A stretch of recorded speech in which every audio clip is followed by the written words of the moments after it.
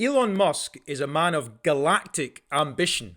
He may well be a space android, we don't know. He's brought us many things: Tesla, SpaceX, but potentially his most ambitious project of all, the obscure company Neuralink. Neuralink has stated short-term objectives and long-term objectives. The goals in the short term are all about medical applications, broadly to help people who have lost control of their bodies.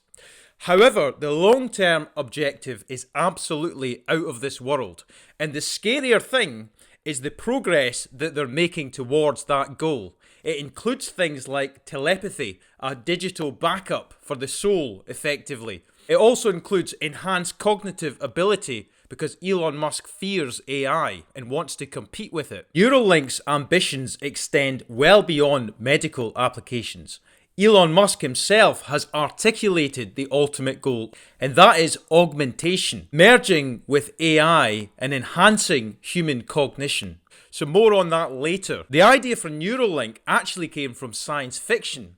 The science author Ian M. Banks, who's Scottish by the way, wrote a series of books about this future civilization, the culture. And in that, they all have this neural lace, which gives them supreme cognitive ability. That is the very idea that Elon Musk used for Neuralink. He stated that himself. Elon Musk wants us to have, as he says, a digital layer above the cortex. In the near future, we can expect people who are blind to be cured, people who can't move to walk again. All of this is actually quite advanced, and it's already at human trials at the moment. There are 5 people in the world today with Neuralink implanted directly into their brain. Roughly quarter-sized chip in the brain that feeds down about 8 millimeters, connecting into the brain's own synapses in order to give signals. A Bluetooth device that can then be used to control monitors, cursors on screens, and play video games. Participants are actively engaging with technology, sometimes up to 60 hours per week, even writing social media posts, all of this with their brain. The reports are also showing that the participants have been able to translate thought to text very efficiently with up to 40 words a minute. It is believed that in the future, people who use their thoughts to control a character in a video game will exceed the professional players in that industry. The next project is Project Blindsight. Under Project Blindsight, Neuralink are trying to restore sight to people who have lost it by providing them with artificial vision. It's already been approved for human trials by the FDA, having shown some success in monkeys, where they shot signals into monkeys' brains through Neuralink to allow them to see stuff that wasn't actually there. The idea is that you will use a camera in order to record information which is sent directly into the brain. Under Project Convoy, they're also working on robotic limbs. When somebody can't move, it's typically the case that their brain's actually fine, but their brain is sending a signal that's getting blocked somewhere. So the idea is that Neuralink will provide a digital connection. Initially, that will be by providing robotic limbs, which will feed from the brain. The signal will come from the brain through the chip of Neuralink and tell the robotic arm, for example, what to do. But in the longer term, the real goal is for the receiver, which will be placed in the muscles, to then receive that message directly, so there's no need for robotics. You'll have a natural movement of your own limbs. Now you might say using an implant to stimulate someone's muscles sounds ridiculous, but it's already happened in monkeys. Stimulus to a monkey's spinal cord has worked to move muscles already. This has huge applications in terms of giving people with disabilities autonomy and independence that they've never had before. It can relieve massive symptoms. Elon Musk is clearly mad and brilliant at the same time.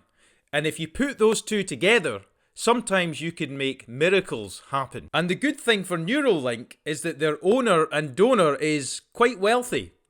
Elon Musk is worth hundreds of billions. In another recent funding round, Neuralink has secured another $650 million for research and to carry the project into the future. Now, what about the long term? This is the stated goal of Elon Musk.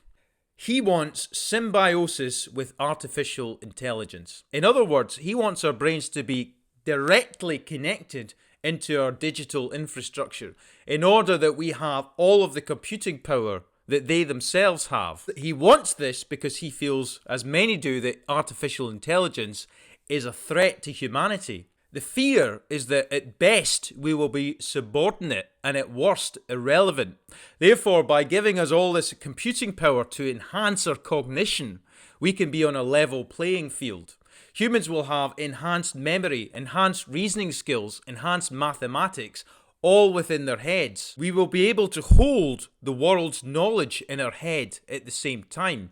Now, that would be good in terms of people knowing things. If everyone knew everything, I think we'd probably have less arguments. The other stated aim is telepathy, because if everybody can communicate through this chip, you could communicate with someone without actually speaking any language. What does that mean for privacy? Elon Musk says it will be consensual telepathy, allowing you to block off other people's thoughts or your own thoughts to them if you want privacy, which I'm sure many of us would. It also has the potential to give us expanded perception. There are things in the world that we cannot perceive, but if we were able to perceive radio waves, for example, or X-rays, imagine a doctor could just X-ray you with his eyes. That sort of thing is actually not science fiction anymore. And lastly, the idea of a digital backup, or a soul. Your neural lace is a digital backup. If the body dies, everything that is in essence you can be stored on a computer. There's then the philosophical question of, is it actually you? What are you without your body? Perhaps nothing, perhaps just a digital copy. Already we're getting into areas which are morally debatable. Providing someone with this technology in order to cure the fact that they, for example, can't move is very different from enhancing a human. As ever with the technology, the tech itself is moving far beyond the ethical discussions and regulations because it's moving so quickly. In the short term, therefore, Neuralink is about therapeutics. But in the long term, Elon Musk wants it to be about us being superhuman, having, as he said, superhuman vision, for example. Now, they have had some teething problems. When you connect the brain to Neuralink, the brain is rejecting it. In other words, these fibers that are connecting into your brain are then being pushed out. The first patient to get Neuralink found very quickly that 85% of the links that the Neuralink had made had retracted. The way to solve that seems to be that you go even deeper. And the new trials will have these tentacles, that's a very scary word to use, these fine connectors that go down deeper, in order that they can secure or maintain a longer connection. So there are teething issues, but they're being worked on. So here's the timeline. We already have 5 patients that can control things with their minds, cursors on computers, for example. We have monkeys that can see things because there's chips in their brains. This is the world that we're living in. We have human trials agreed for blind sight, for vision in humans, starting at the end of this year or next year. We then have prosthetic limbs being created which can be controlled by your mind, and ultimately the ability to use this Neuralink chip to control your own muscles. And then further down the line, but using the same technology that we're already using at the moment, the ability to have enhanced cognition, a digital backup for your soul, symbiosis with AI, potentially, if it doesn't kill us or murder us. If we look back at some of the inventions, the great invention, John Logie Baird gave us the TV, which I thank him for. We had the light bulb, Alexander Graham Bell with the telephone. We had some outrageous developments, but these technologies pale into insignificance against what we're actually building at the moment. Neuralink has the ability to make people superhuman. We are almost at the point where we can create superpowers effectively within people. Clearly, Neuralink is invasive surgery. You're drilling into someone's brain.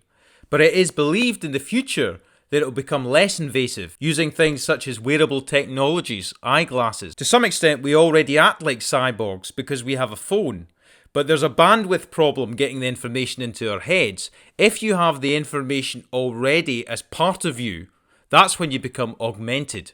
Some of the more science fiction-like ideas that are coming out of Neuralink are further away. Other things in the world are moving faster at the moment.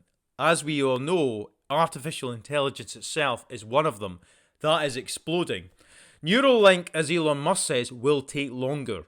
In terms of these studies we're doing at the moment in the patients with Neuralink, this is very early stages.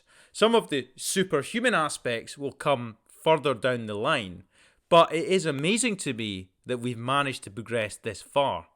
If you've got any comments, please do leave them below. If you like this channel, I always appreciate more joining the club. Thank you.